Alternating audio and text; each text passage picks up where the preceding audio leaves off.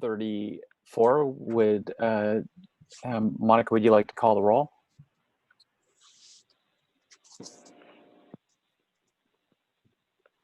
Oh, looks, she's on the phone. All right. Your dad wanted to talk about the rain. I'm sorry. I'm sorry. I don't know if you're talking to me or I haven't gotten any email. Just a moment. I'm working on it. Okay, thanks. All right. Maybe we'll just give Monica a minute to finish that email before the roll. Okay. Okay.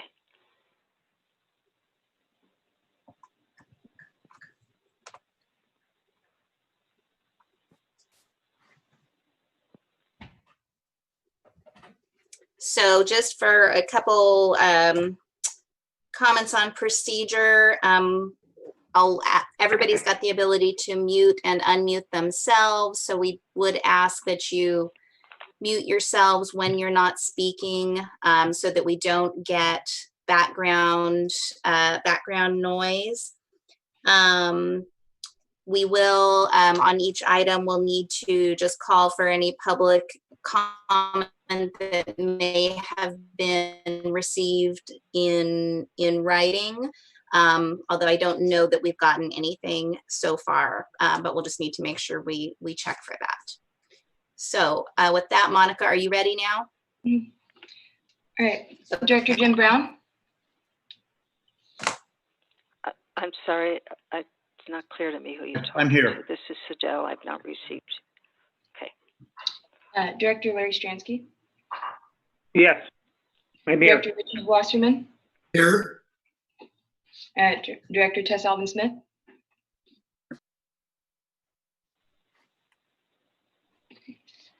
Director John Haschak. Here. Director Rex Jackman. Here. Vice Chair Michael Carter. Here. And Chair Dan Jury. Here, thank you. Okay, we're going to convene as the SAFE board. And item number 2, do we have a report on the call box program update?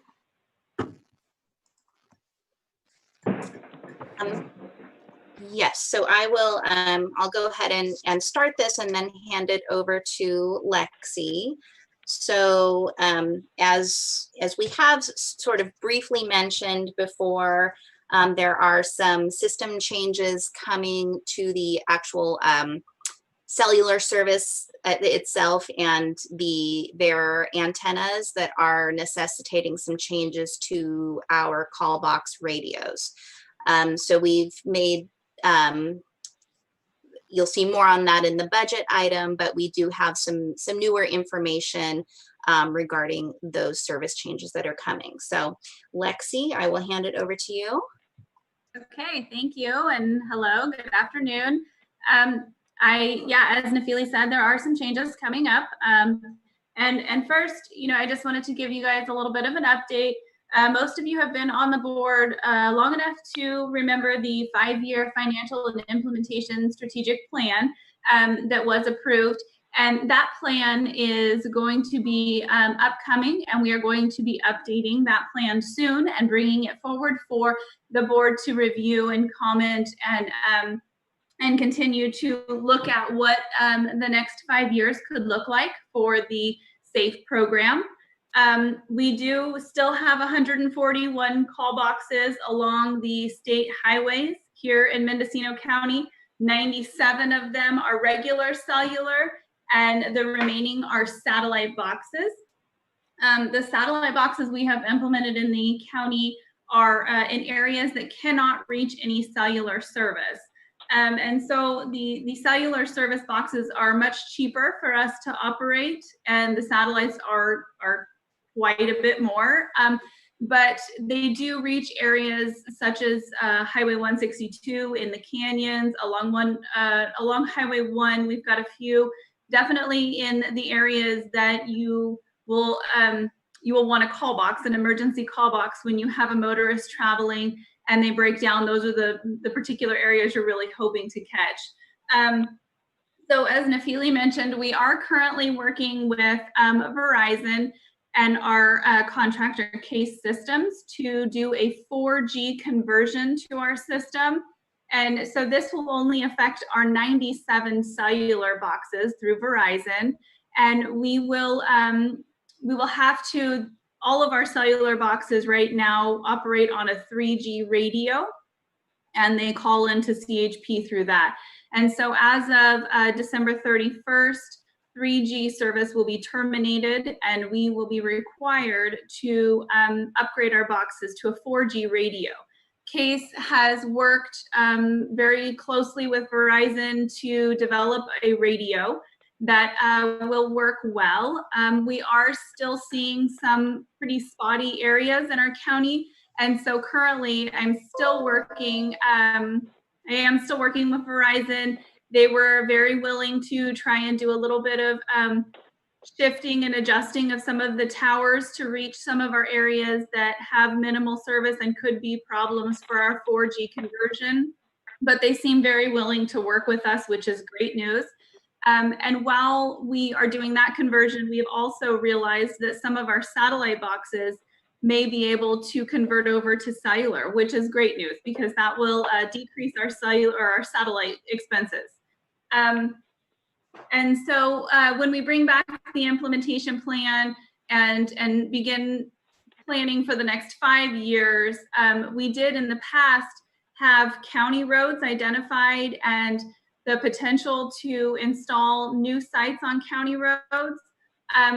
Right now we are trying to really look at the budget and the numbers that we receive from DMV for the registration fees and make sure that we fall in line with our budget numbers, and being able to install any new boxes in our area will really have to take some budget evaluations and making sure that we can sustain the program we currently have. So with that, I would be happy to answer any questions. I'm unfortunately, we don't have any new installs to report, but our system is being used as it has in the past, 162. Even though the usage is a little bit lower, there are quite a few people traveling in and out of there. So 1 or 2 calls answered in that canyon for me is worth it. So as I mentioned, I'm happy to answer any questions.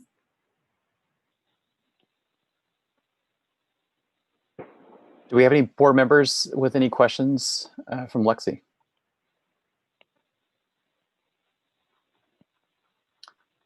Do we have any members of the public who have any questions about the program?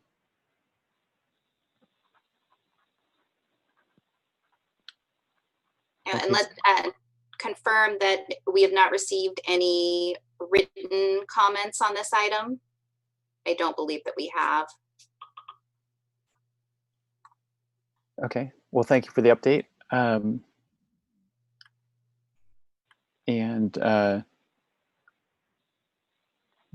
We also have approval of fiscal year 2021 SAFE program budget. Are you looking for a motion there?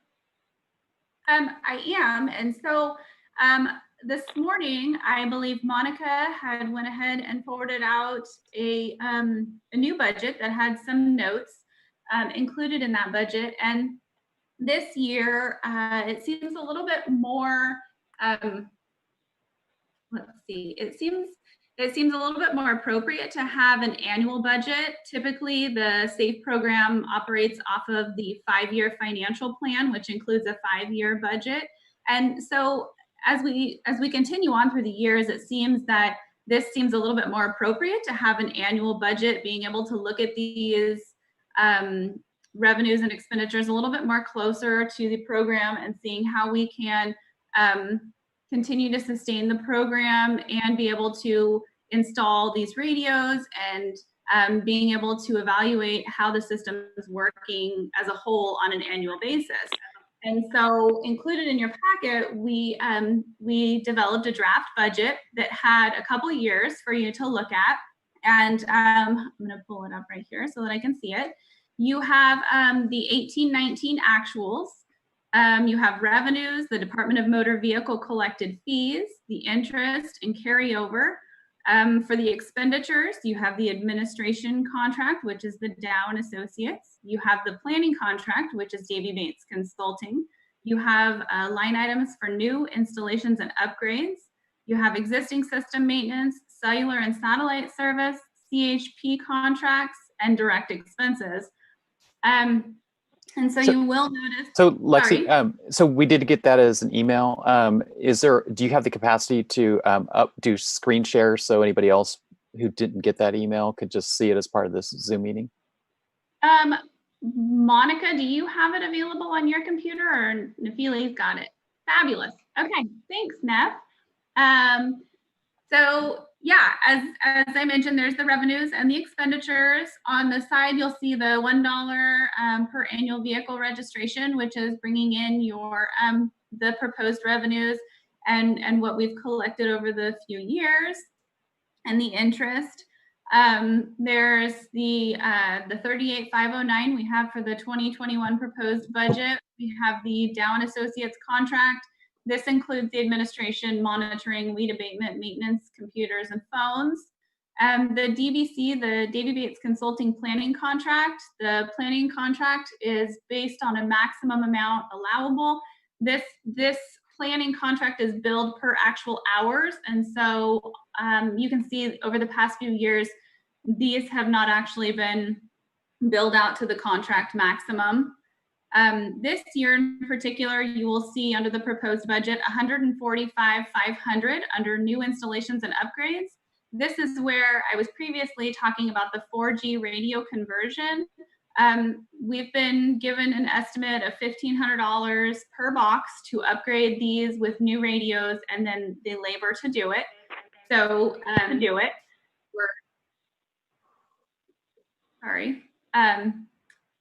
so we have that set in there for $145,500, and as you'll see, that's going to take a large chunk of our carryover funds to fulfill this large upgrade in our system. We have routine as needed service for $10,000. We're right around that, and typically stay right around that $10,000 every year. Those are just repairs, knockdowns. They come on an as needed basis for us. The satellite service and the cellular service, that is a very large expense to the program. And I'm currently working with our satellite company to ensure that we are A, getting the best cost that we can, and B, making sure that all of our satellite boxes are actually utilizing their SIM cards appropriately, because we not only pay a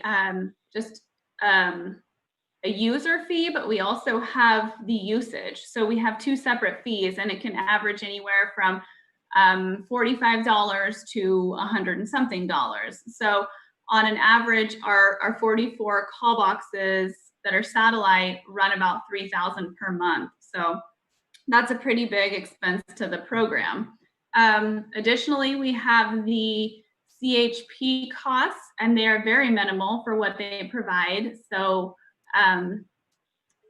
that is up next too. You have the CHP agreement, and they are our primary answering point.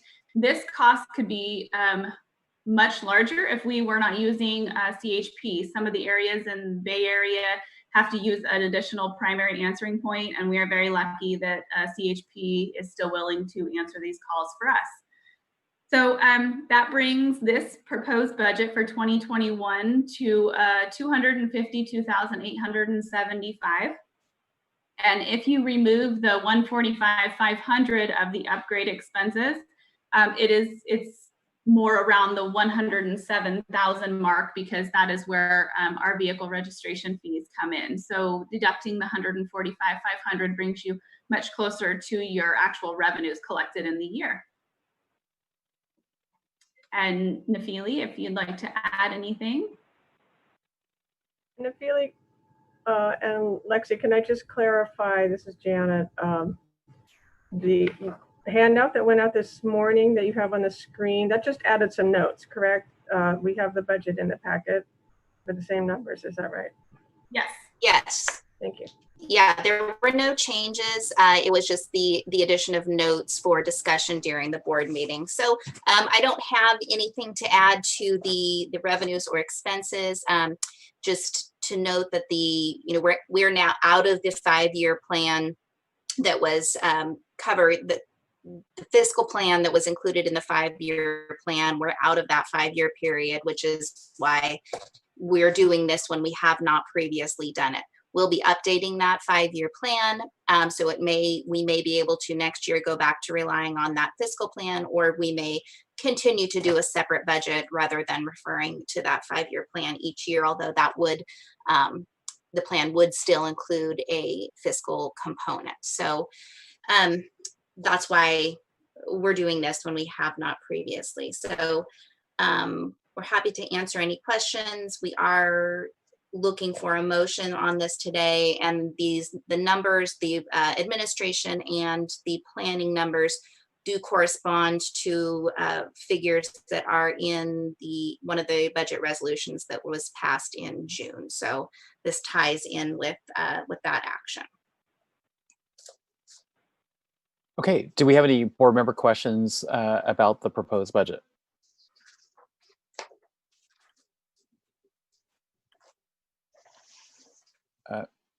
I will make a motion to approve the 2021 Mendocino Safe Program budget. Jim Brown. I will second. Okay, before we have a vote, do we have any members of the public who would like to comment on the proposed SAFE budget?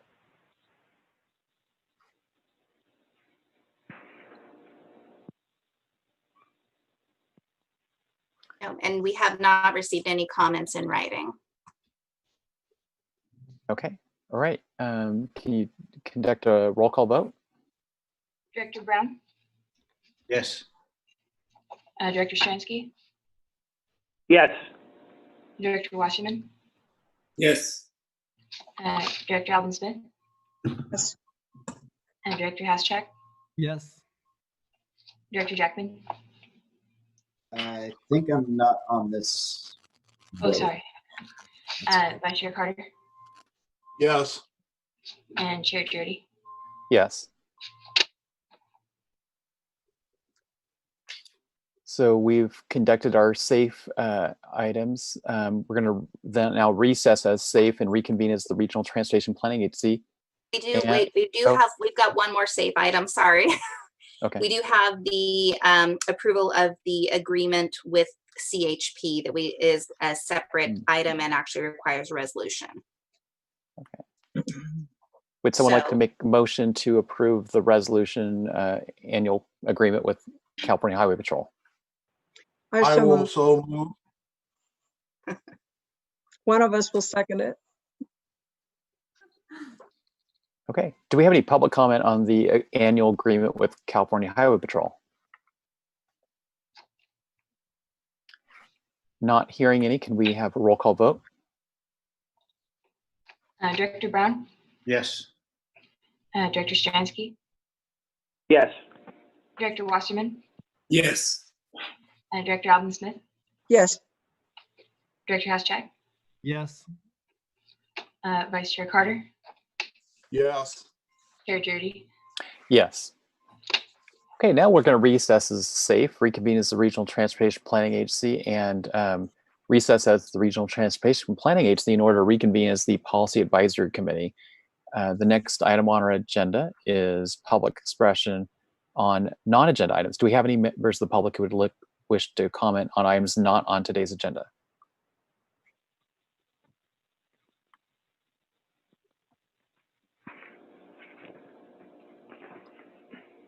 Not hearing any, we will go on to item number 7, regular business, which is acceptance of final Mendocino County vulnerability assessment. It's a public outreach plan and emergency evacuation and preparedness plan. All right, Loretta will be discussing this item. Sure, I'll go ahead and start, and Sheila, you can add anything. So good afternoon, board members. We have the fire vulnerability assessment, the public outreach plan, and the evacuation plan on your agenda today for acceptance. We make a distinction between acceptance and approval. We're not asking the board to approve or adopt the plan, merely to accept it. And you will recall last month, or actually in June, we had the presentation from Bob and Sherry, and they did a PowerPoint presentation of the plan components. At that time, it was still in draft. There were comments still forthcoming, and the public forum hadn't happened yet. So at that time, the action was to simply receive the presentation.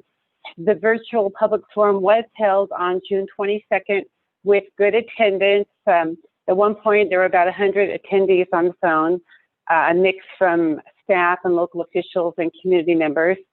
And the consultant team has collected the comments and incorporated them as they felt appropriate.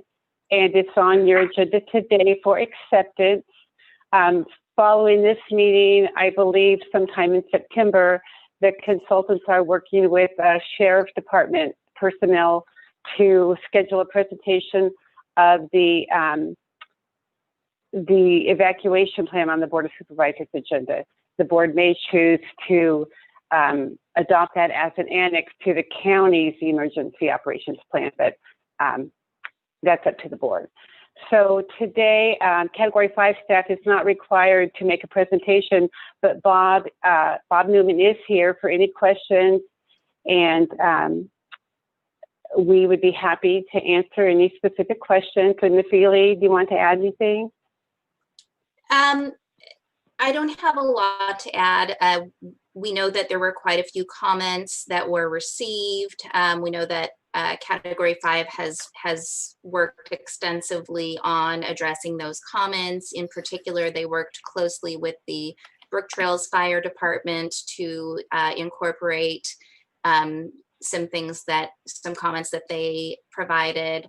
And so one additional change that we have requested that was not in the draft that went to board members is just the addition of, it's a requirement of Caltrans planning grants that we include a statement regarding the funding source. So I did speak with Sherry about that, and she will be adding that in. So although it's not in the draft, the final draft that was included in the packet, that is something that would be included in the final. And so any acceptance today would be with the understanding that that will be added. So that's all the only additional thing I have to say about it. We have had lots of public participation on this, and we're happy to answer any questions. And then, like Loretta said, Bob is also in the meeting to answer questions. I will just add, since it's been a couple of years, for those of you that may not have been on the board at that time or may not remember, the reason that MCOG is involved with a fire grant was because the county executive office asked us to be the applicant for it. It's not a typical planning project or transportation planning project. So if you're wondering why we were involved with that, that was at the request of the county CEO. And if I might add, Loretta, Bob Newman with Category 5. The Mendocino County has what's known as a disaster council. Every county in California is required to have one. So the plan did go through the disaster council, I believe, last week, and it was approved by the county's disaster council with 1 or 2 minor edits, which have been made.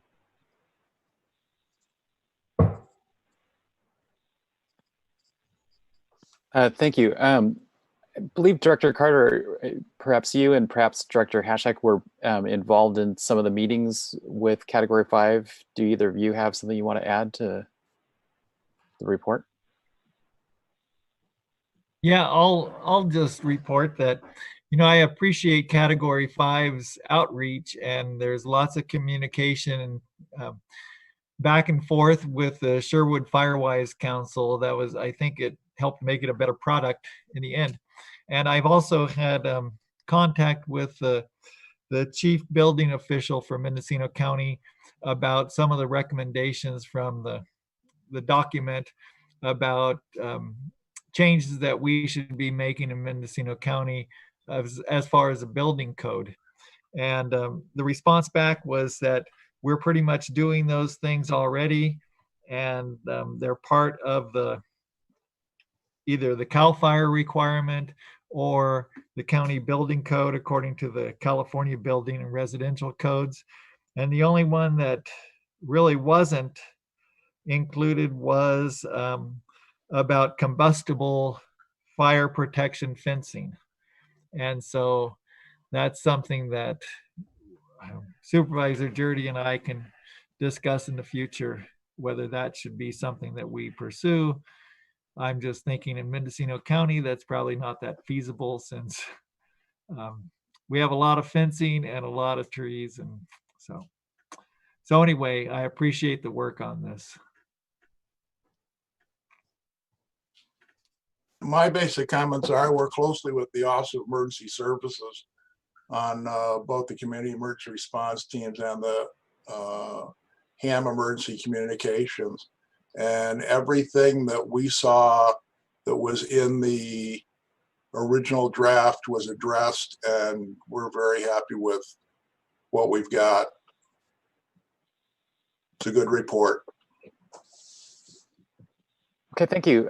Do we have any directors with any questions or comments? Go ahead, Director Alban-Smith. Thank you. And I want to thank Bob for responding to my 7 pages of comments. Because of my unique background as a CAL FIRE person, I see a lot of things. I've done enough reports myself. But anyway, I didn't get to participate in any of the planning, and I'm still not invited to participate in any of it. Maybe that's on purpose, I'm not sure.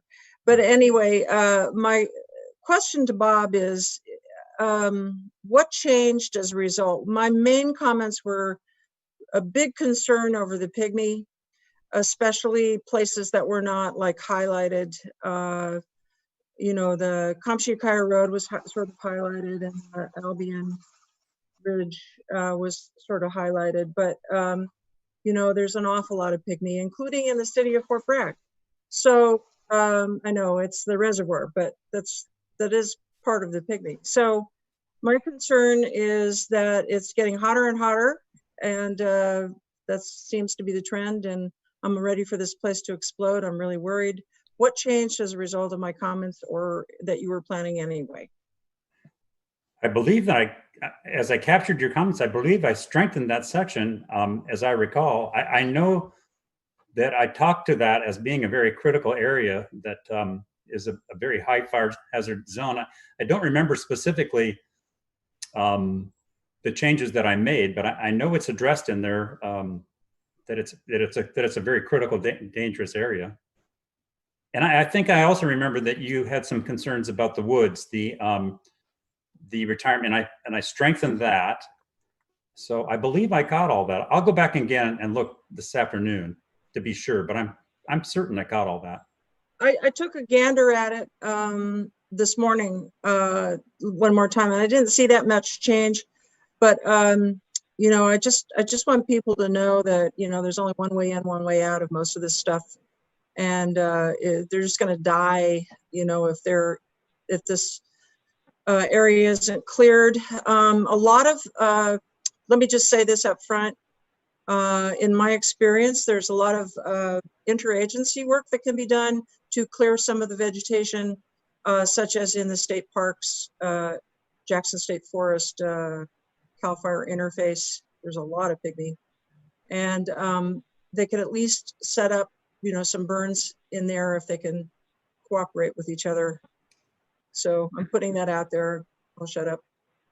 And I've been quite impressed by your new Fire Safe Council Director, Scott, who is very aggressive. And so hopefully some of that can come together under Scott's direction.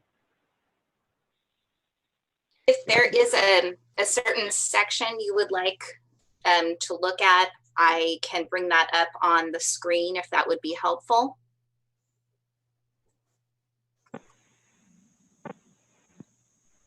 Director Alban-Smith, was there a specific area of the plan that you wanted to look at? Well, if you had it, accessible, I think like page 130 something or other, it talks about the evacuation plan for the coast, that specific area.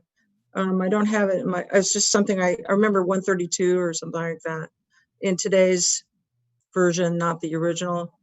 And was that was in the evacuation plan, not the Yeah, vulnerability assessment? And then I don't remember what page on the woods. My concern with the woods was that you could put them in the air, in the, what do you call it? Airport is where, yeah. Airport. Yeah. And yeah, but a lot of them can't just get there because of their age. They're very old and indigent. So that's not really a great plan for, unless there's somebody that's mobile. And also it'll be really smoky in that area. Just anytime there's any kind of, you know,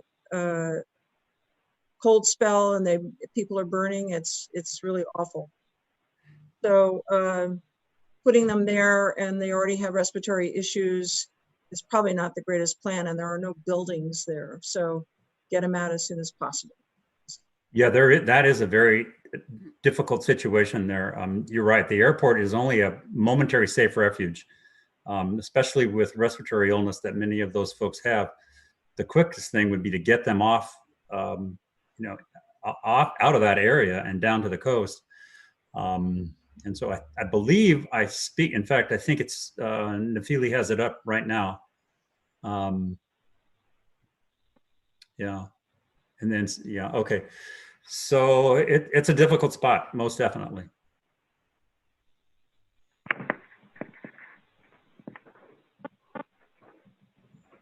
So there's looks like there's further discussion of it in special concerns. Yeah, it would be great if I knew which parts were new. I'm sorry, I didn't look that closely. I was just looking for keywords. Yeah, here it is here. Okay.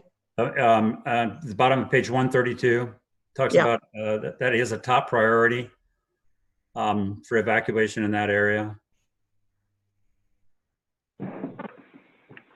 There just is no easy answer for that facility in that particular location with those critical fire fuels around surrounding it. Right. And, you know, I might suggest that the clubhouse would be a good place to put people, at least some of them.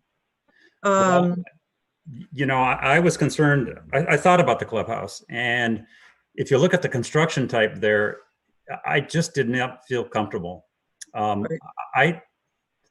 Taking refuge within those structures would be a very, very poor, I think it would be a poor choice. I think you'd be better off to get them over to the airport, even though it would be smoky, and then try to get them out of there as quick as you could on buses. Right. Absolutely. It's just a tough call. It is. And don't forget the school up there. Yes, that's correct. That might work. It's so many of these things are going to be variable depending on what's actually occurring, where the wind's blowing, how the wind's blowing, you know, where the fire's headed. It's just really difficult to pull all that together in a plan, so to speak. Right. And then of course, Highway 1 is your only way in and out. And when that gets covered with smoke, which happens a lot, or fog, fog and smoke, that's really fun. Then you have no, you know, the emergency vehicles have a problem. So. Right. It's a kind of a unique animal, not to say that brook trails or anything else has no issues. Of course they do, but. Right. Well, what makes that unique is the fuels there in the pygmy forest. That is really a very, very unique situation. And there's a significant fire history through that in sometimes in the past. And additionally, that area gets a lot of visitation, so it's susceptible to human interaction. That's right. Then the Russian Gulch State Park and all that, they're all next to that. So yeah. Well, Director Albinson, you talked about the importance of interagency coordination, and I think that's really important. We're at least seeing some anecdotal evidence of more of that maybe than in the past, it seems. So for example, you probably know that CAL FIRE and state parks work together to redevelop, rebuild an existing kind of like a logging service road that will be used for emergency access only to tie in from Gibney Lane into South Mitchell Creek. So that will create a, Perfect. yeah, so that was nice to see CAL FIRE working to redevelop that service road or logging road on both their property and also on Jug Handle State Park, so that they can access South Mitchell Creek to provide an emergency vehicle entrance into that neighborhood. Of course, in an emergency, the fire commanders have the authority to allow vehicles to go the other way out if that's needed. So anyway, so at least that's one of, I think, several indications that we're seeing more coordination as this becomes identified as really important to deal with these emergencies. Do we have a question from Zamala? Yes. It's a question and a comment. I don't know if there's anyone here that's the appropriate person. There's a private group called Hubs and Routes, being led by Dr. Jennifer Krieger. And so I'm really looking for coordination and for help with getting, support for some. They are mapping alternate routes. And for example, across the rivers and so on, and also alternate hubs, because when you talk about evacuation and the woods and the, what can I say?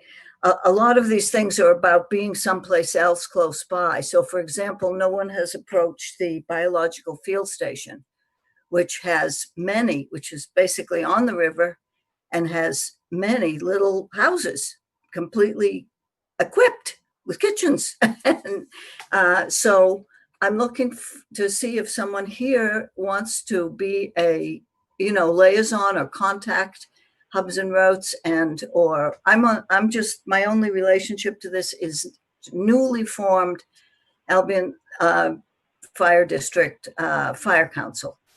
But I've been working on all kinds of disaster prep, and they're all applicable. I mean, fire, that's it. So we're looking at teeny little hubs and bigger hubs.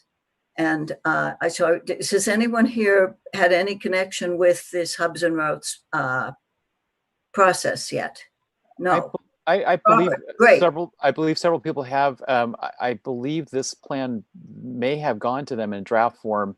I know that it went to the South Fort Bragg Fire Safe Council, and the doctor lives out in that general area at Simpson Lane. Right. But Robert, would you like to add to this? No, only in as much as that I definitely spoke with the doctor, and she really enjoyed the plan, and she was going to. We're a little further along than they are, and they are into some specifics that we did not cover. Exactly. And so she was very grateful to get the plan, and then we'll just continue to build their document from there. Exactly. Yeah. So we coordinated closely. Great. I'm just really happy to hear that. And the specifics that we're talking about that I think are probably up to us as a fire council and the other fire councils, and then just continuing to get the information, all that layered information where it needs to be. So yes, thanks. I'm really happy to hear that. Yes, and I'll add, this, of course, it was a countywide plan. Mendocino County is very large and diverse geographically. So, this is hopefully a good starting point for some of those more localized efforts like you're speaking of. So it can't get into the level of detail that local planning efforts can, but hopefully can be, a good foundation for those and a good resource for those efforts. Right, but this particular thing, the Hubs and Routes thing, is actually the hospital district. The whole, it's big. So it's, it's not actually smaller, but for good reason. Right. Okay, do we have any other board member questions or comments? Do we have any other members of the public who would like to speak about the plan?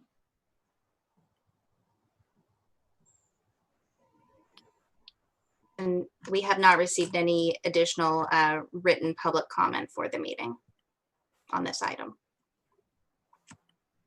Well, I just want to say that this was a planning process that started a few years ago to get the grant originally and then to proceed. And it just seems it's only become even more relevant after we received the grant.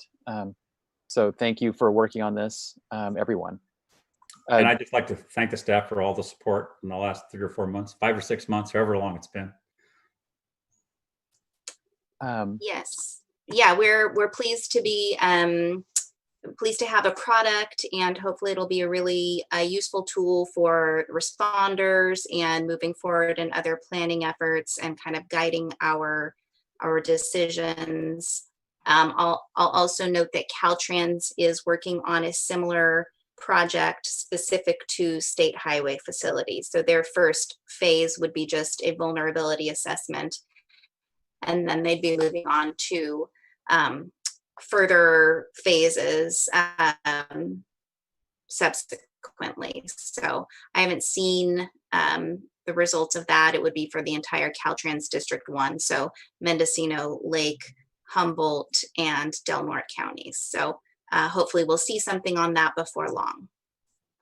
And Nephili, it was Caltrans, I believe, that funded this study, right? Correct. This is funded through a climate adaptation planning grant from Caltrans. And that's a particular grant source that actually is no longer in existence. However, it was a very popular grant program. And so I anticipate that we'll probably see the return of something similar in the future, although not that specific program. Okay, if we don't have any more questions or comments, do we have a motion to accept the report?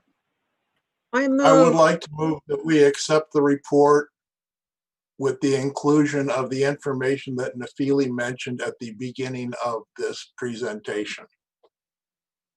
I second that. Okay, thank you. We have a motion and a second. Can we have a roll call vote? So Go ahead, Loretta. can I clarify, in saying accepting the report includes those 3 components: the vulnerability assessment, the outreach plan, and the evacuation plan. I just want to clarify that. Thank you. I'm seeing a nodding of heads from the maker of the motion in a second. So yeah. Director Brown, Yes. Director Stransky, Yes. Director Wasserman, Yes. Director Alvin Smith, Yes. Director Housetrack, Yes. Director Jackman, Yes. Vice Chair Carter, Yes. and Chair Dirty. Yeah. Thank you.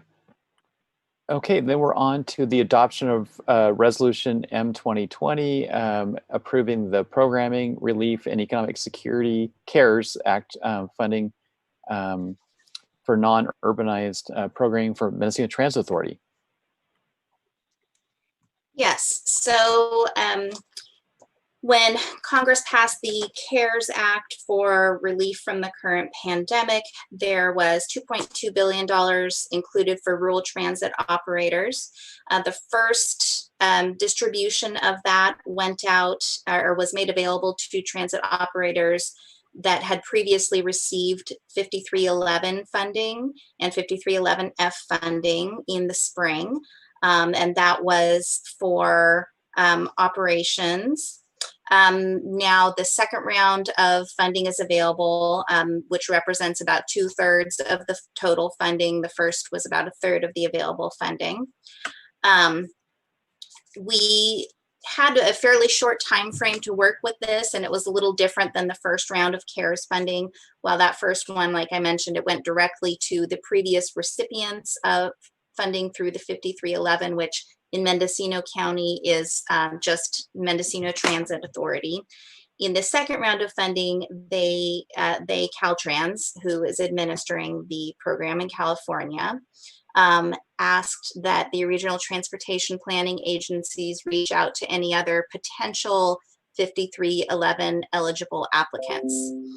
Although we did not anticipate any additional applicants because there are certain requirements that any operator would have to make, and an eligible service has to be general public transit service. So for instance, the specialized service provided by the senior centers is not eligible for this particular funding source. So we didn't anticipate any other applicants, but we did reach out and did not get any additional response. So MTA is the sole applicant for the 5311 funding through this current round of CARES Act, and they have submitted an application through the online grant management system for that, for the full amount of funding, which is $1,068,573. So we do recommend approval of that, and we've included a draft resolution in the packet approving that funding. And I believe that Jacob King from MTA is in the meeting as well, if there are any questions for MTA.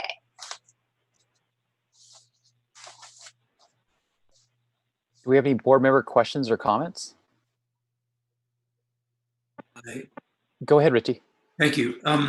Yeah, I was just wondering if the senior transportation, senior centers transportation are apportioned any amount from this by MTA. So they are not, because the service that they provide is not eligible for this funding. 5311 can only be used for general public transit. So because their service is specialized, it's not eligible for this specific funding.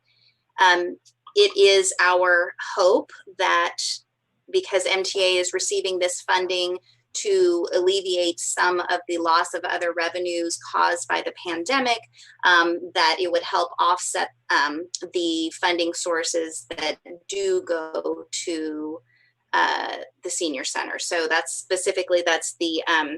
LTF funding, the local transportation funding that goes to the senior centers, which is based on sales tax. So we are anticipating a decline in that. Of course, we also know that there will be a decline in the STA funding that MTA receives. So this chunk of money will help offset the losses from those other sources, although it will not specifically go to the senior centers. Could one say that indirectly the senior centers may benefit from these monies, at least as far as their own budget is concerned? I can't guarantee that, but I would say it's likely that they would indirectly benefit because there will be less of an overall reduction in MTA's budget, in MTA's total revenue. So it should then be less of a reduction that the senior centers could potentially see in their funding. The funding that's distributed to senior centers is based on allocation instructions that come from MCOG based on our budget. So those were set at the time of budget approval in June. And so those would not change until MCOG took some sort of action to change the instructions to the auditor for those allocations.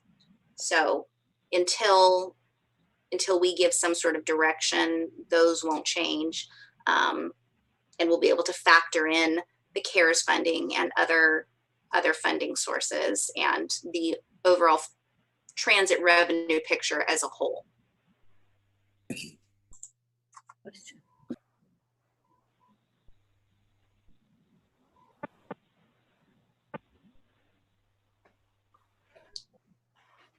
Sorry, Director Hashak.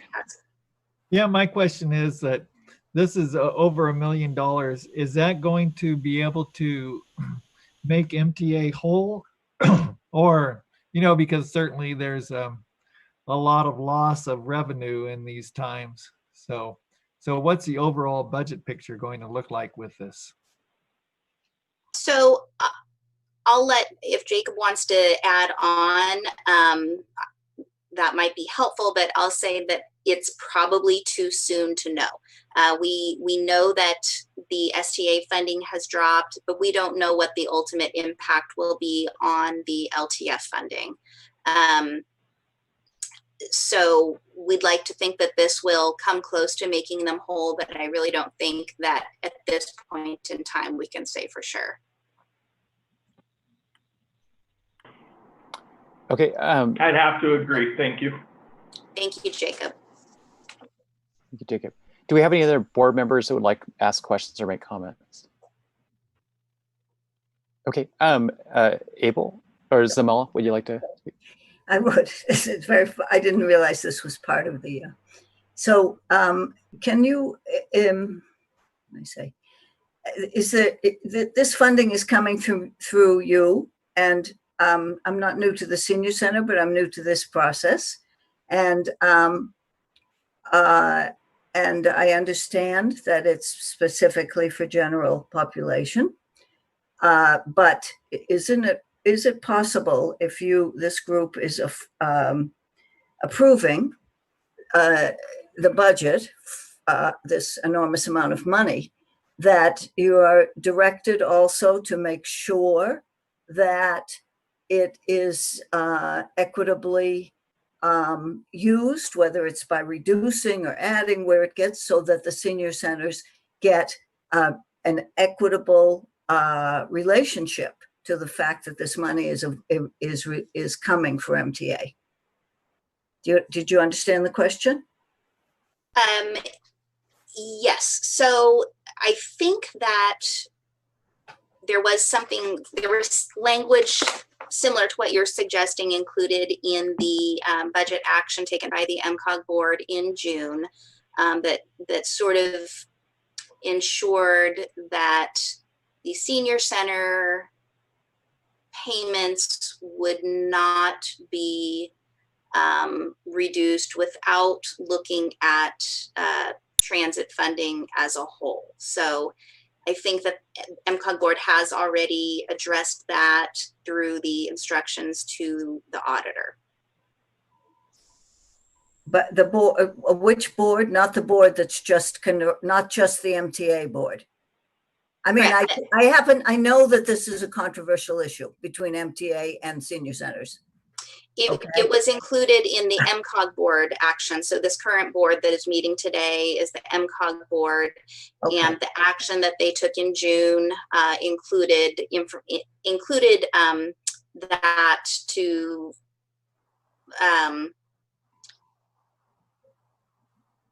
it included instructions to the auditor that would help ensure that. Okay, thank you. Okay, do we have any other members of the public who would like to make comments or questions about this grant application? None. Jacob from MTA, do you have anything else you'd like to add?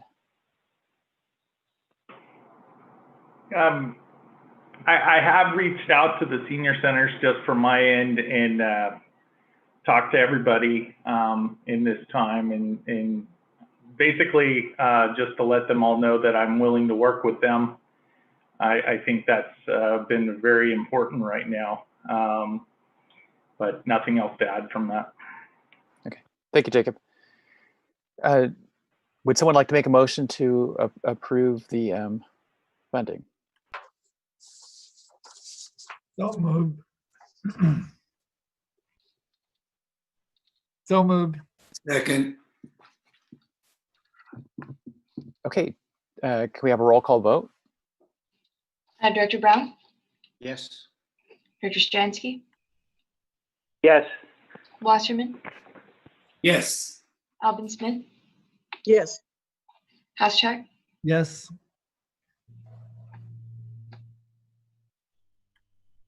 Vice Chair Carter, Yes. and Chair Jurdy. Yes, thank you.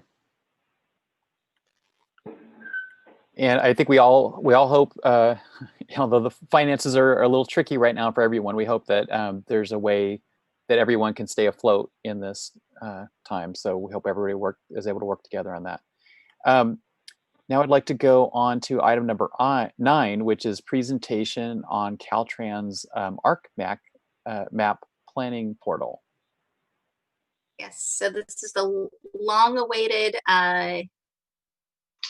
tutorial from Rex on using their new interactive mapping tool. So We logged on early to make sure that everything was functional. So hopefully Rex will be able to share screen and show everyone how they can access project information so that, you know, when you all get questions from constituents, you'll have this tool that you can use to look at projects in specific areas. So with that, Rex. Okay, thank you, Nafili. Can everybody hear me? Yes. Yes. Great. A couple quick disclaimers. Our internet connection here at my house has been having some issues, but so far so good. In the meeting today, it's been running good. So I'll keep my fingers crossed that it continues to be working. Also, we have a dog who might just interrupt us, but we'll try to keep him under control as well. I would start out, as Nafili mentioned, yeah, this has been a long time in the works, and I know I've been talking this up for many months. I do have, we have in the meeting, Paulina Close, who it was kind of our lead technical expert in getting this thing, if not started, she was instrumental in finally getting it functional. So she's here in case I probably will run into a roadblock or two, and or she should be able to help us answer questions. So there was a one-page sort of presentation tutorial cheat sheet that we distributed this morning, and I will try to share that as we start out. Let's see here. So I'll start out by sharing that. And what I did, I mentioned at the top of that document, it notes that Chrome is the best browser for accessing the tool. And the tool sort of evolved. Initially, my concept that I wanted to see developed was to allow everyone to be able to access all of the planning grant documents that Caltrans has been administered and funded over the years. At the same time, we were also finding our capabilities were getting better, and some of the data sources that we had access to lent themselves to developing some other helpful tools that are associated with the same portal. So if I copy this link, which is way too long to type into a browser, so copy and paste is the way to go. Then I will go back to my screen sharing, and I'm going to share the actual screen until I get this thing up and running. Actually, I'll just go ahead and share the Chrome desktop. Can you guys, that should have opened up or will be opening up? And for everyone else, I'll note that I put the link in the chat panel if anyone wants to use that while we're getting the presentation. Right, and also I think it was distributed a few months back, and we continue to make improvements, and we welcome any if anybody catches anything that they think could be fixed or changed that would make it work better. Paulina would be happy to take those comments and work with our other experts to make those changes happen. So let me go back to my my instruction sheet. If you look at the instruction sheet, it states, open the portal and click on the Future Projects tab, which I will do. And I'm just going to basically talk through this, sort of follow the instructions that I worked up, and show you a couple of exercises that I think would be useful in the future, but there's a lot of other capabilities associated. You'll see there are 4 tabs: current construction, future projects, local assistance projects, and transportation planning grants. So I just decided, in the interest of time, to kind of do a couple of exercises that I think are demonstrative of the stuff that I think most of you on the board would find useful. So open the Future Projects tab, and I'm kind of jumping back and forth to my own instruction list here. Click on the Filter Projects icon at the bottom of the map. That's the funnel shaped thing that you see at the bottom.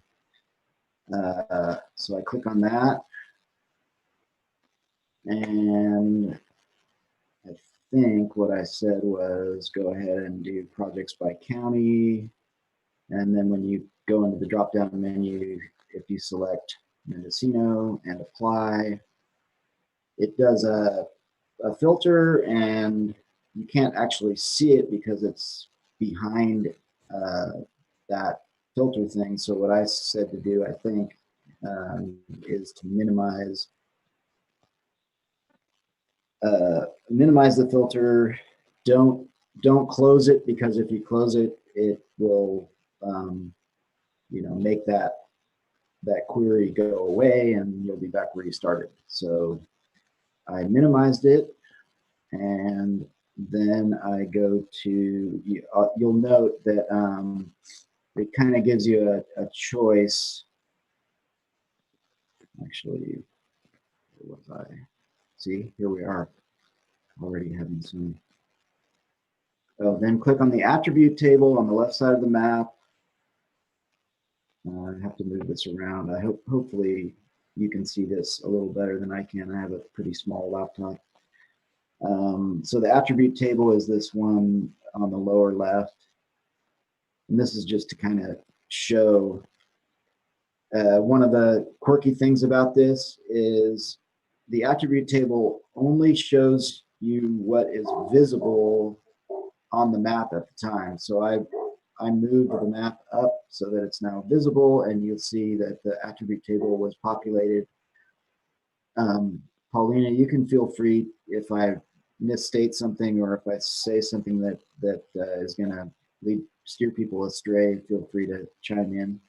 But hi, Rex. I actually did have a comment. Sure. Go ahead. The first thing that you could do is in your web browser, if you zoom out, it might help the web map display better for a laptop. It's zoomed in a little bit, so it's changing the way it's displaying. Okay. Let's see if I can do that. I have other things that are kind of blocking my view here, like that.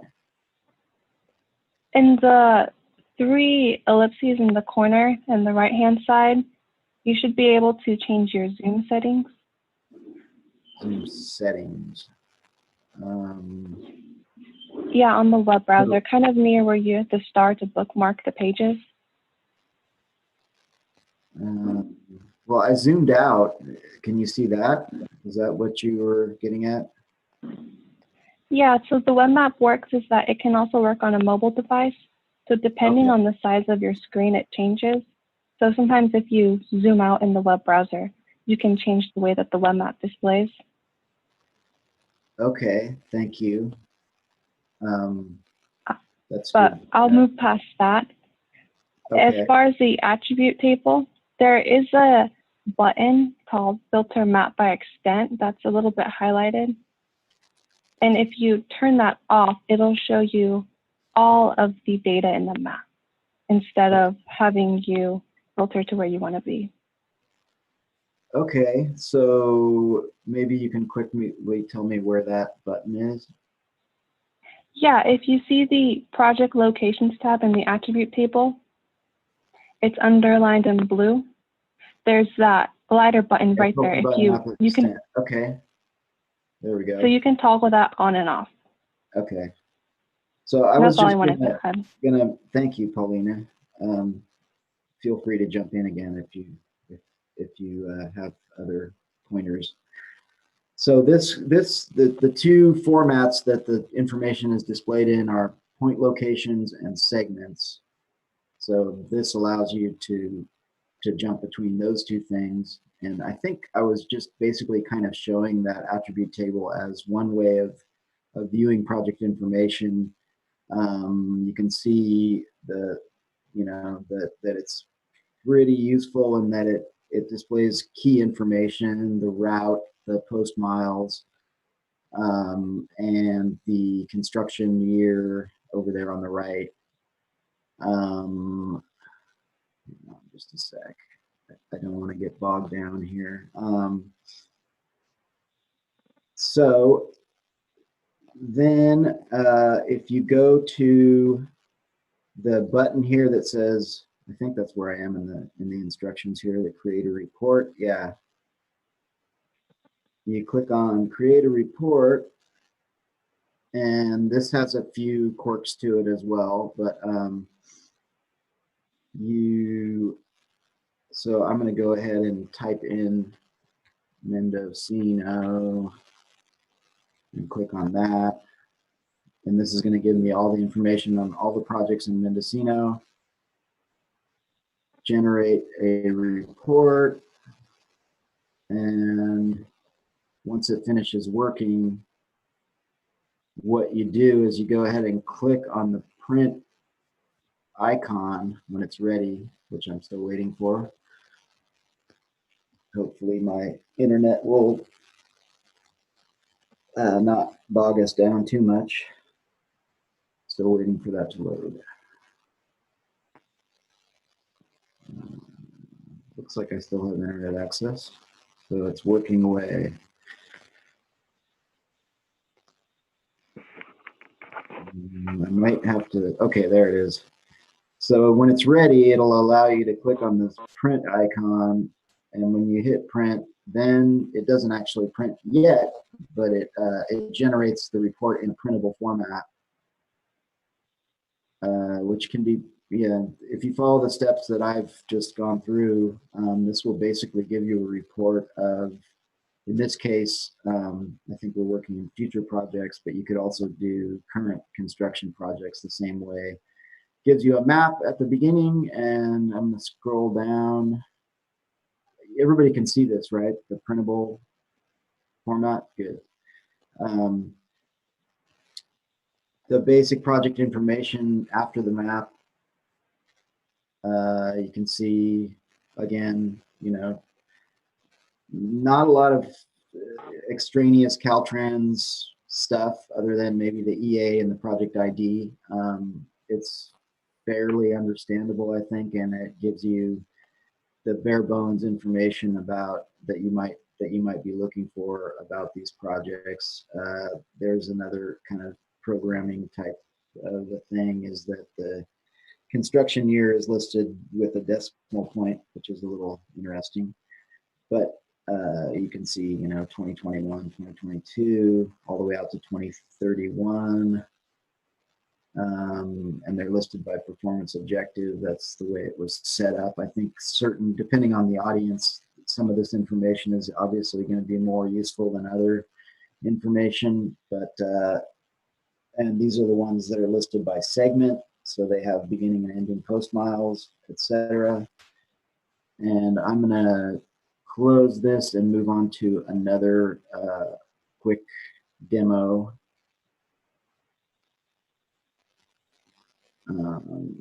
We're going to go to, hang on. So we're going to open up the grants page or tab, transportation planning grants. And I think that the greatest thing about this is not only does it show you where all the grants that we've administered and funded are located. So that's one handy way that you can see that information. You can also actually access the planning documents that are associated with each of these projects. So you click on the project information tool icon at the bottom of the map, which is the one that looks like an octopus.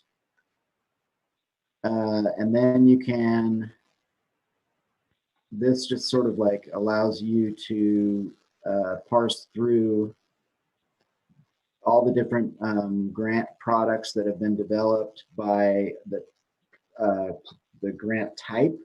So I'm going to click on community-based transportation planning, and then you get the individual projects listed. And if you wanted to, you could open up any one of these.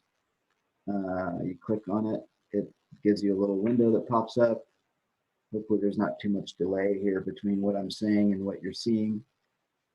You click on the arrow, and then you get the front page with some of the information in the upper left, basic information about when it was funded, when it was completed, etc. You click on the front page and you can actually open up, hopefully, or click here. Let's see if this one is going to open up for me.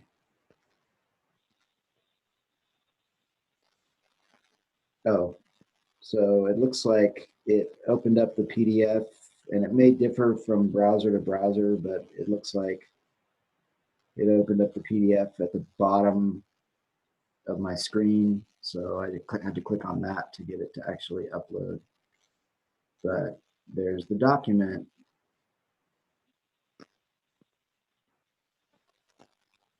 Pretty quick, actually, considering how much information we just were able to access.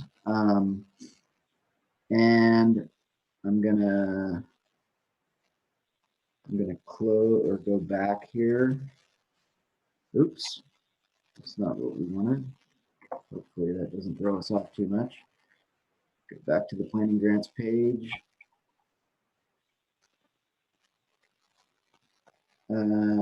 So we just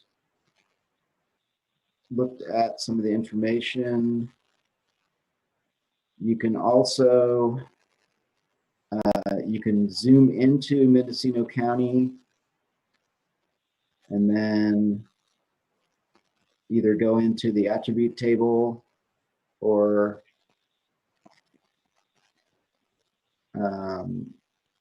access the information. You can do up a report similar to the one that I just did.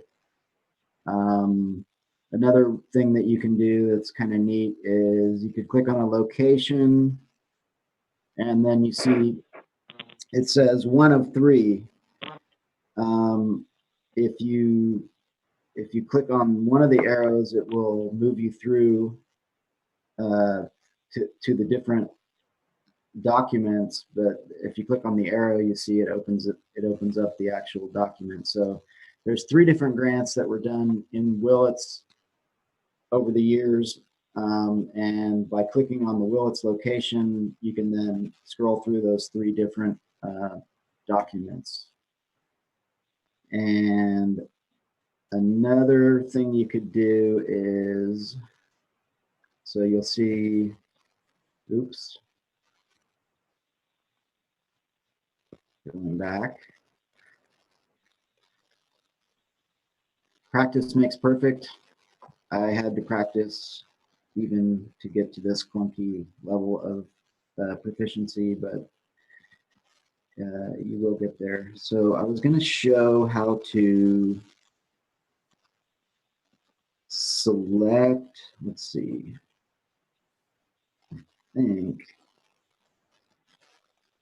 search by location or search by drawing a shape.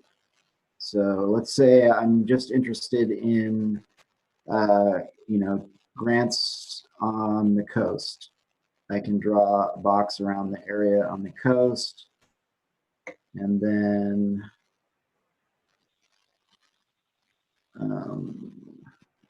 is this going to minimize this? Yeah. And then go over and create a report. I think, does the report go for the information that's inside the box, Paulina? Yes, it does. Okay, so my box went away for some reason, so I'm going to try again. There, it went back. Okay. Oh, because I had that minimized, that's why.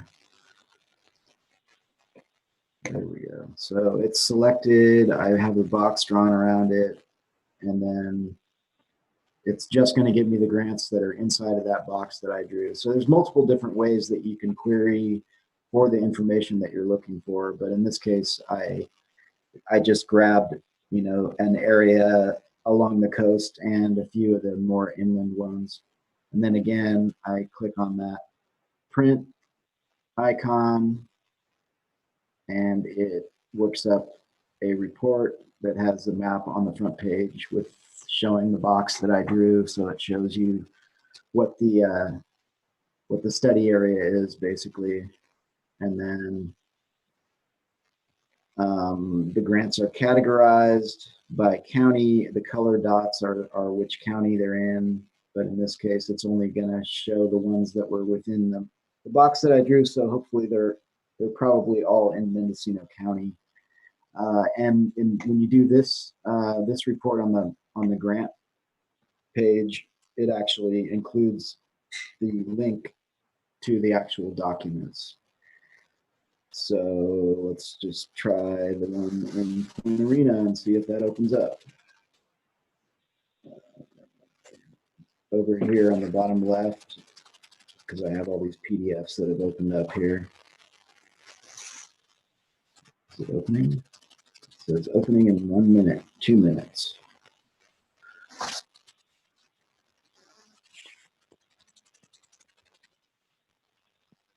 It's ticking down.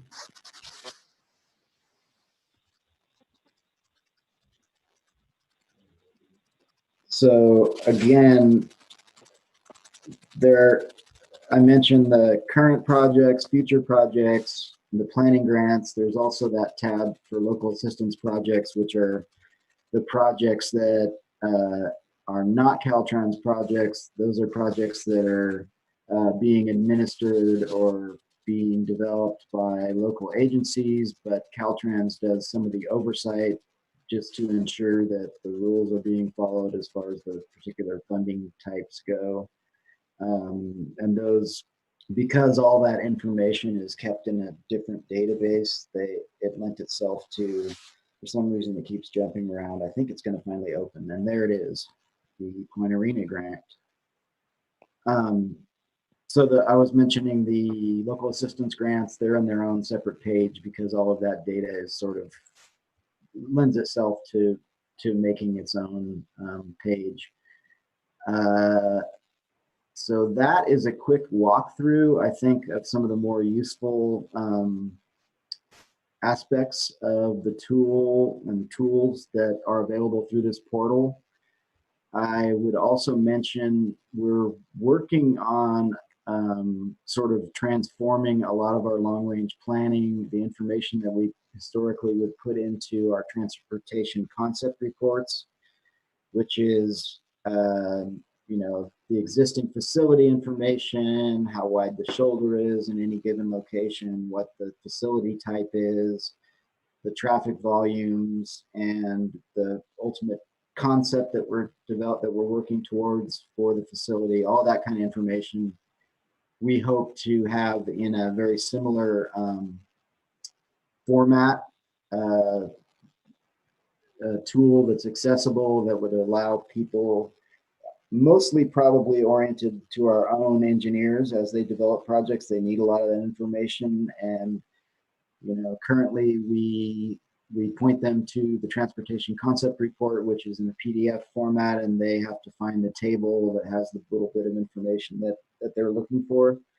they should be able to, once they become proficient with the tool, they should be able to look up and even potentially populate their own documents using the data that are linked to the tool.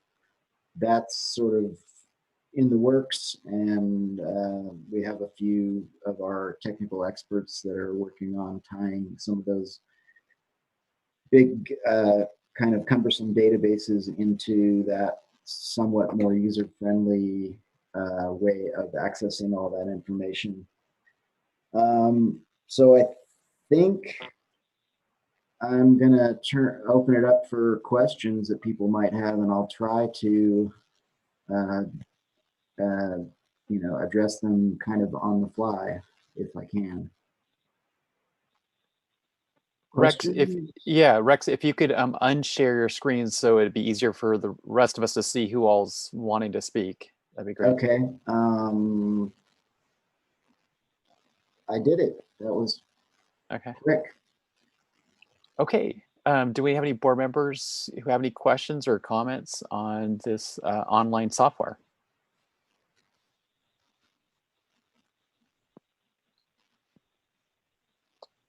I'm going to consider that a resounding vote of success. So Director Alban-Smith. So I clicked on it. I didn't read any of the instructions at all, and I was able to get around just fine. So thank you very much. I found out all the projects that are planned in my area, north and south also, and it was pretty easy to get around.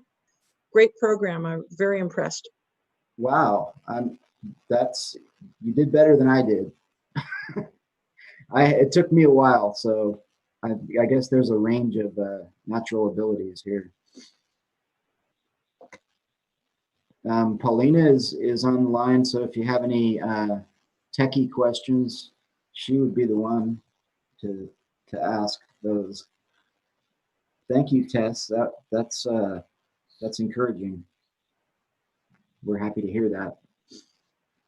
So I want to appreciate Caltrans developing the software, making it available, making it publicly available, because as we've noted in past meetings, we do get questions sometimes about when people see something happening on the highway, and at least now we have perhaps a more convenient way to get information ourselves and also direct people to read up on the project a little bit themselves. And I don't want us to say that this is going to be your default. We're not going to necessarily point you to this to answer your questions. You can still come to me or our public information officers or our project managers.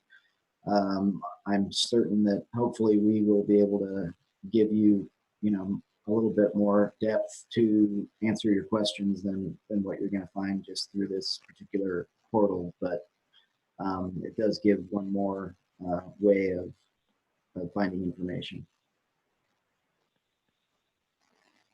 Okay, do we have any members of the public who'd like to ask a question about the program? I'll just clarify briefly that the software itself is owned and developed by ESRI, which is the main GIS, sort of the biggest GIS related company in the United States. And this is part of a suite of tools that they offer their users that keeps getting better. They've been developing programs and software for more than 25 years, I think, and slowly but surely it keeps getting more and more user friendly. So it's a lot of the things that we envisioned a long time ago and said we could do were easier said than done, but I think it's finally actually getting to the point where it's accessible and user friendly. So we're excited about it. Okay, Director Hashek. Yeah, if we see someone on the street and they say, "Hey, what's happening with that Caltrans project?" and what could we tell them to go to? Where could we tell them to Google, or what would it be? So on the front, so I wouldn't necessarily point them to this as the answer to their question, but among the things on that handout, the one-page thing that I put out, they're right there at the top. I'm looking at it, but I didn't screen share with you. Let me try and do a screen share. Where's that? Share screen. And so what I would do is just type in Caltrans District 1 Projects Map Gallery into Google Chrome. You might not, that's probably not all that, that's not gonna just pop into your mind when a member of the public questions you, but you could send that information as a follow-up email. And again, I would say, depending on what the question is, you can still go to your human folks like the project, the public information officer, or myself, or project manager for the project to answer the question. But okay. To Well, find the link, that I would search for some variation of that. Yeah. And on the MCOG website, we have a useful links page. We could include a link to this tool on our useful links page that might make it easier for people to locate when needed. Sounds good, the feeling. Okay, all right. So thanks for the presentation. Sharing my screen. Okay, you're back. Thank you for the presentation. And we are, if we have no more questions, we'll go to the consent calendar, which is our minutes from, let's see, our minutes from June 1st.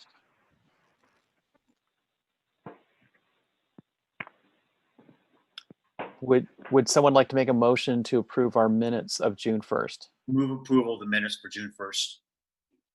That's Jack second. I will second. Okay, if we could have a roll call vote. Director Brown, Yes. Stransky, Yes. Wasserman, Yes. Alvin Smith, Yes. Haschak, Yes. Jackman, Yes. Vice Chair Carter, Yes. Chair Jurdy. Yes.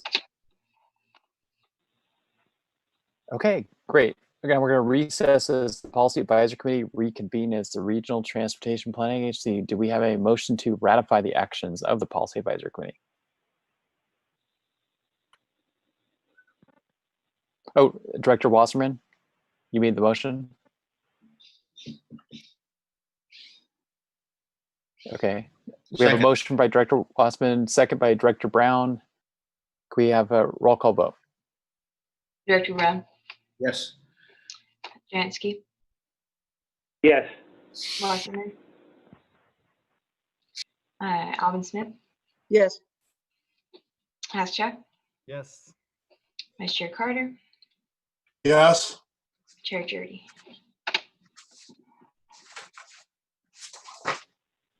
Yes. Okay. Now we're on to reports. Do we have any other reports from Caltrans?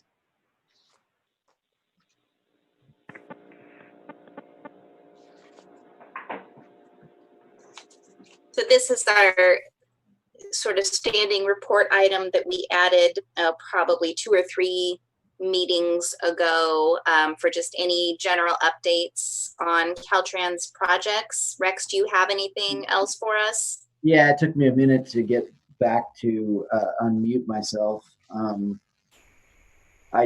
was so absorbed in preparing the little presentation that I didn't really reach out to the project managers, and haven't, as far as I know, I haven't heard of any crises that are developing. So if there are questions, I'll try to answer them, or as usual, get back to you with the answers. I haven't seen any crisis. I would just note the different projects I've seen. Of course, there's the Highway 20 safety alignment project that seems to be progressing fairly quickly. And then Highway 1 resurfacing north of Fort Bragg, 17 miles north of Fort Bragg, seems to be progressing fairly well. And then this last weekend I drove on the south coast. I think they also have, Caltrans has a project on Highway 1 at the south end of the county. I didn't see any visible signs there, so I'm guessing that sequentially, even though it's, I think, scheduled for this year, it's looking like it's going to sequentially be after the north coast is resurfaced. But that's just my observation, what I see driving on the roads of Mendocino County. Yeah, I think everybody can expect lots of resurfacing on the coast over the next couple of years. Like most of the whole Highway 1 is going to get fresh pavement. And Director Wasserman? Yes, excuse me, Rex. Yeah, just to add to your comment about the South Coast, Caltrans has begun actually today to resurface from the middle of Point Arena, Mill Street, all the way down, I believe, the county line, the Sonoma County line, excluding the area of downtown Wallala, which is, as you all know, slated to be redone sometime in the future. Well, there we go. We're working out the details on some of that, mostly ADA related work in Wallala, and I think the one in Hopland is quite a bit ahead of that, but similar type of challenges with the sidewalks and whatnot in both of those communities. Director Hashek. Yeah, I'm very appreciative of the electronic marquees that say for trucks pulling trailers, then the chains, and to be careful of those. And that came from the Redwood Valley MAC, and that suggestion to get that kind of verbiage up there about be careful of the dragging chains. And so I've gotten some very positive comments from those people about, Caltrans responsiveness. Yes, and I actually got the same request from the Hopland MAC that I passed on to Caltrans, and so they've also expressed their appreciation for those message boards. Great, good to hear. I hope it helps to prevent problems like fires. Right. Okay. Any other comments, questions? Okay, Mendocino Transit Authority. Jacob, are you still on? Yeah, I'm still here. I don't have anything to report at this time, unless anybody had any questions. Okay. Seeing none, we'll go to North Coast Rail Authority. Is there any update there? I did want to mention, some of you may have been tracking SB 1029, the bill that required the state to do the assessment of the rail line. Well, that assessment report was due to be released July 1 of 2020. So that was about 6 weeks ago, and we have not received anything. So I followed up with Caltrans staff that's working on that. And the answer I received was that report is in the final approval process and expected to be released soon. So this was the report that the Transportation Agency is working along with, I think it was the Resources Agency and Caltrans to do the assessment of the NCRA's assets, liabilities, their freight lease with the contractor, a whole host of issues. So that big report that was due July 1 is hopefully forthcoming pretty soon. And as I think you know, the NCRA has moved to quarterly meetings only now. I believe John's still on that board. And did you have anything else to add about that? The next meeting is not until September. Director Haschak. Yeah, I'm trying to unmute. Yeah. No, I don't have anything to add. We haven't had a meeting in a couple months, and we're looking forward to moving this process on. Right. So I just wanted to give you a status on that report. That's about 6 weeks late. Okay, thanks, Loretta. Do we have any MCOG staff summary of meetings? Anything you want to highlight there? No, you've got the meeting summary in the packet. It is quite long because it covers, because we didn't have a July meeting, so a longer period of time than normal. And of course, all our meetings continue to be online or by teleconference. So if there are any questions, I'm happy to answer questions, but nothing to highlight on that. Okay, right. Not seeing any questions. MCOG administrative staff, status of the amendment for the Joint Powers Authority. Yes, so just a quick update on that. As you'll all remember, there was the MCOG board approved an amendment to the Joint Powers Agreement to enable MCOG to apply for the Regional Early Action Planning Grant funds. That did not become effective until all the member agencies ratified the amendment by resolution. And that since our last board meeting, we have received the final ratification. That was from the Board of Supervisors on, I believe, June 23rd was the date of that action. So we are now working on an application for the initial funding to allow staff to work administratively with local planning representatives to develop a proposal for utilizing that grant funding that's available through the state Housing and Community Development Department. Can you remind us how much is the maximum grant award?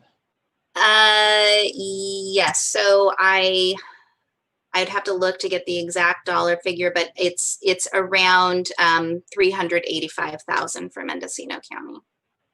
Okay, thanks.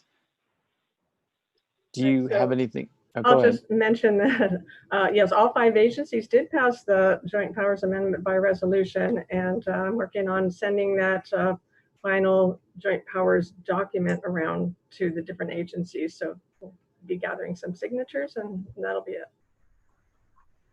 So some of you, people who are the mayor or board chair may need to sign that. So we're nearly done.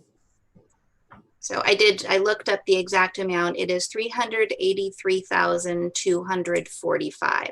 That's the amount that's through the regional portion. Then there's another, the same bill that authorized that also authorized portions available directly to local agencies. Okay, and you have a separate verbal report listed here, municipal advisory council meetings attended in Laytonville, Round Valley, Wallala. Do you have anything you want to add there? Yes, so that'll just be a verbal report. I know we've got closed session coming up as well, so I will try to keep it short. So we have participated in 3 of the municipal advisory council meetings recently. We went to the Layton. We were considering applying for to explore mobility solutions for those areas. Those are parts of the county that we hear repeatedly in our unmet needs process, that they have a great need for some type of transit. However, we know that traditional transit isn't really feasible in those areas. And so we wanted to explore some other mobility solutions, such as low-cost car share programs or volunteer driver programs. So the initial grant program that we were interested in would have been to fund a feasibility study to look into that. That particular grant program, which was called STEP, and it was not through Caltrans, it was a CARB, the Air Resources Board grant program. It was a little different in that it required a lot of upfront engagement from the communities that it would involve. And based on our discussions at those MAC meetings, we realized that those communities, in particular Round Valley, didn't have the capacity at this time for that initial work. And so we decided that rather than pursuing that grant program, we will pursue a Caltrans planning grant program in the fall, which would allow us to conduct the same kind of feasibility study and also include public input, but not initially. So the communities would be engaged during the project, but not prior to receiving grant funding and prior to the application. So just given what their capacity was, it seemed like that was a better fit. So we will be working with those communities to work to explore some type of alternative mobility solution. Loretta, do you have anything to add on those meetings? No, I think that covers it. I've been in touch with the Laytonville MAC after that, and not the MAC, but people at Healthy Start, and they want to be involved in any kind of community project that we do up there. They're a great community resource. So even though we're not pursuing STEP, we told them that if there is community interest, we will pursue a planning grant, Caltrans. Yes.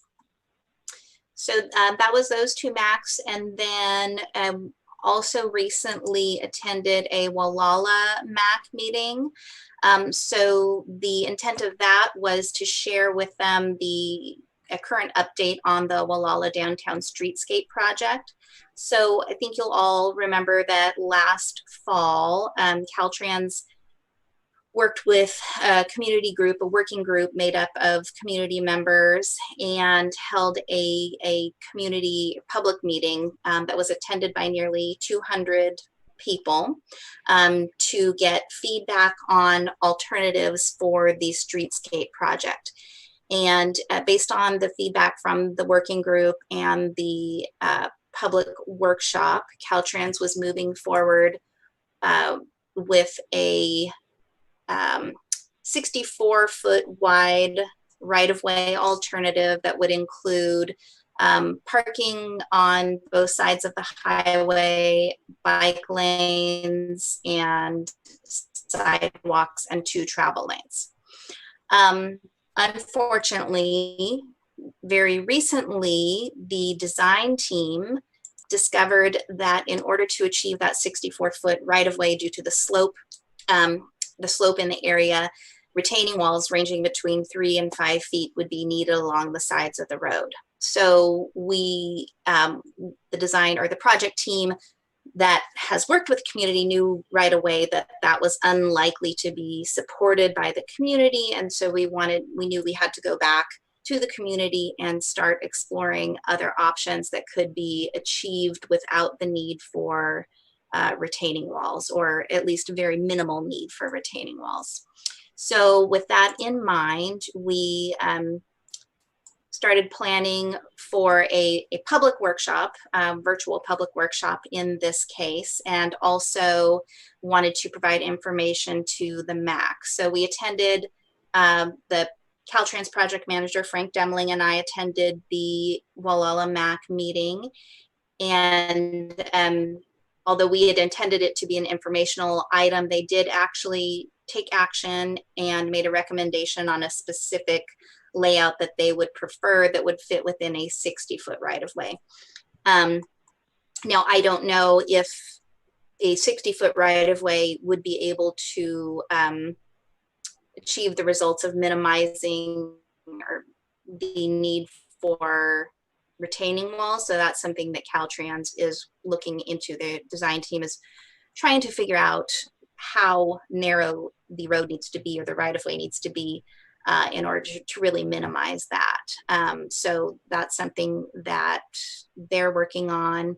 And because we want to make sure that, just like last time, we get another wide representation of community support, we are still moving forward with a public workshop That is tentatively scheduled for September 23rd between 5 and 7. And I believe that that will utilize the WebEx platform. That is Caltrans' preferred platform, similar to Zoom, but that is their preferred platform. So there will be other ways that the community can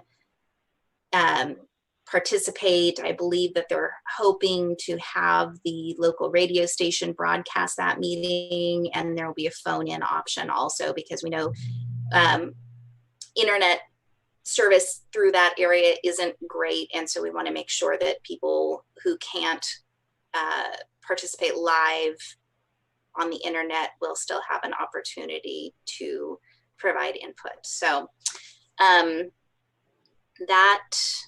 that's a summary of our recent MAC meetings and the projects that were involved in those. So I'm happy to answer any questions.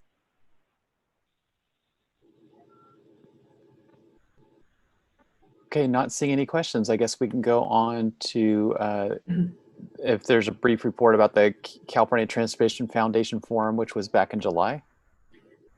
Yes, I attended that, and I just wanted to say that, you know, I've attended a number of these webinars over the past month or two, and we're hearing a lot of the same issues being brought up, and I'm sure all of you are hearing many similar things.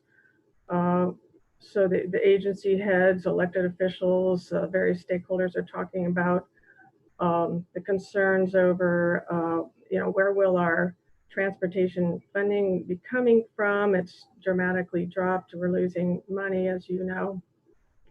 And so they're discussing, you know, various mechanisms for raising transportation revenues. That's a problem because, you know, people aren't making money, businesses aren't doing well, so it's hard to impose more forms of taxes.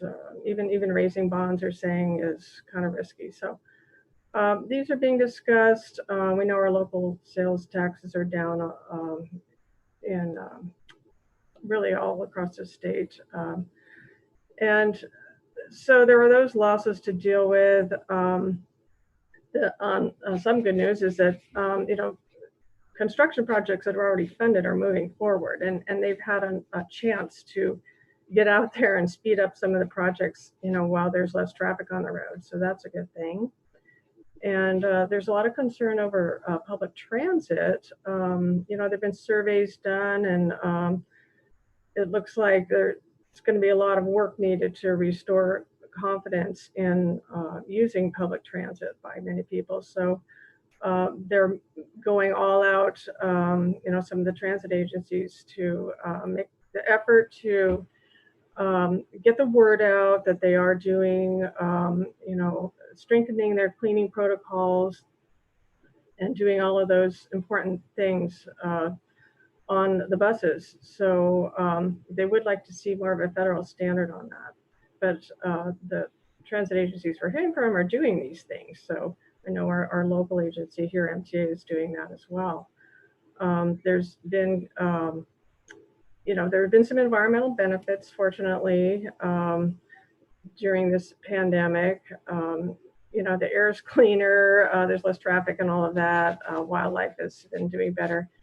But there's also talk about what things will look like when we come out of this pandemic. How will people be doing their work? And the fact that since so many people have been using telecommuting during this crisis, and, you know, homeschooling or remote schooling and all of that, and people are getting used to the tools. They know how to use them better now. So that means that it's looking like a lot of people plan to continue doing that at least part of the time. So we expect to see more remote work. They're talking about, you know, how this could even just change, you know, kind of the work centers of where people go to do their work, and there may be kind of a movement out to the suburbs more now that people know they can do that kind of work remotely. So, or at least for certain types of work.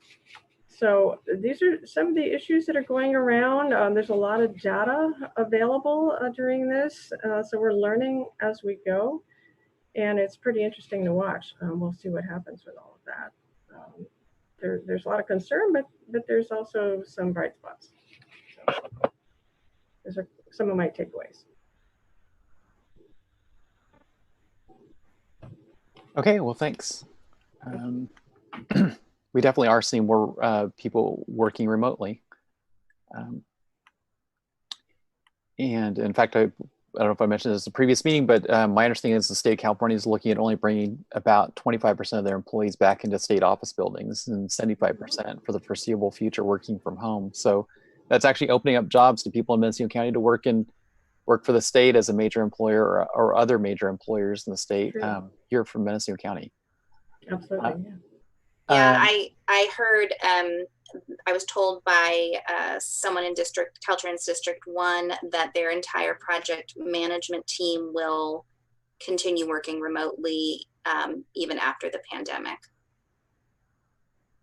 Yeah. The state may find it's going to save some money on some leases of office buildings. Yeah. Okay, then on to, there's just miscellaneous. Are there any miscellaneous reports from MCOG staff? I do not have any miscellaneous items. Okay, our next board meeting is on Monday, October 5th. Is there anything from planning staff, Loretta? Okay, nothing specific. Sorry, I have nothing. Right. Okay. Directors, do we have any director reports? Not seeing any. Director Stransky, are you trying to say something? No. Okay. Okay. Is there anything, any updates on CalCog? Okay, not seeing any. We do have a closed session. Did we get a separate email with a closed session email link? Yes, so you should have received a separate email with a closed session link provided by the attorney, Derek Cole. So I will ask that the board members use that separate link to join the closed session. We will leave the general MCOG Zoom running so that we can come back for any report out of closed session and adjournment. So did everyone receive I'm looking, that? Well, I've got an awful lot of emails here, and do you know when that was sent? Let me see.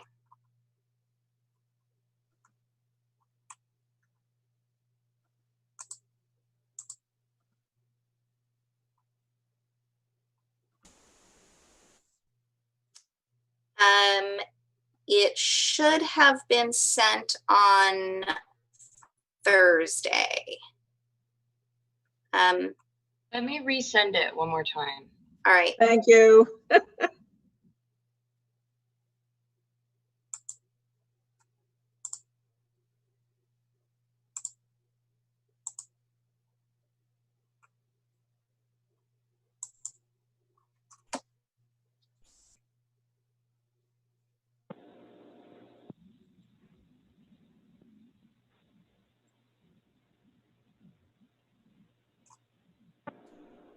Is that just being sent as an email from Monica? It is, yes. So Monica is sending that. So is it gone out, Monica?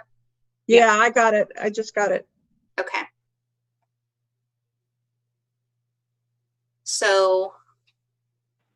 Okay, so we should all get that, and we could mute ourselves on this. Well, we may need to shut this. I've never had two Zoom meetings open at the same time. I don't know if you can. So what I'm planning to do, I will leave this running, and I'll participate in closed session by phone. So you can all leave and return to this meeting if you want, or if you have the ability to do the other by phone, you can leave this connected and then just join the closed session by phone. But do be sure to mute on the regular meeting.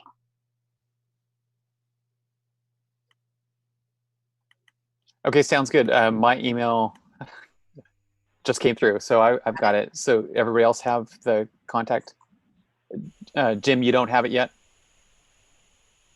No, I don't have it yet.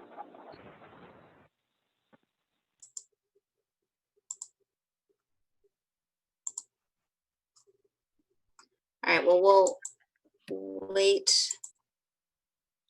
I have it just a now. minute. You got it? Okay. Director Wasserman, did you receive the email? I did. I have it. All right. Okay, so we'll sign off here and we'll connect up in the next couple of minutes. Closed session.